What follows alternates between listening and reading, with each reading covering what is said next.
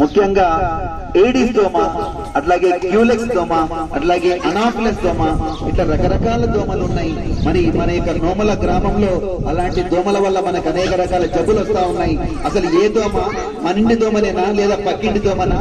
ఈ ముచ్చటేందో మా మిత్రుడు మరి మోహని అద్భుతమైన ముందుకు వస్తున్నారు.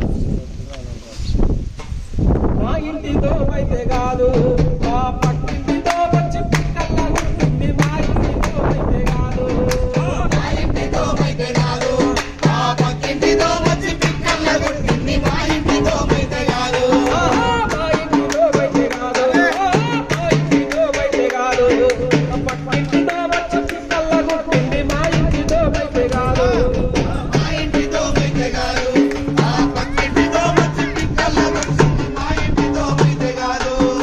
సాయంత్రమారైతే చాలు, ఆహా సాయంత్రమారైతే చాలు, కందురీగాల ఇళ్ళ పడతాయి. సాయంత్రమారైతే చాలు, సాయంత్రమారైతే చాలు, అరే కన్నీరిగలోల ఇళ్ళల్లో పడతాయి. సాయంత్రమారైతే చాలు, కోపమొచ్చి నేను కొడుదామంటే రావు, వచ్చి నేను కొడదామంటే రావు, కోపమొచ్చి నేను కొడుదామంటే రావు, వచ్చి నేను కొడదామంటే రావు. చేతికి దొరకావు శౌసుంటే ఉంటాయి. మా ఇంటి దోమైతే కాదు, ఆ పక్కింటి దోమొచ్చి పిక్కల్లా కొట్టింది. మా ఇంటి దోమైతే కాదు, మరి మా ఇంటి దోమైతే కాదు, ఆ పక్కింటి దోమొచ్చి పిక్కల్లా కొట్టింది. మా ఇంటి దోమైతే కాదు.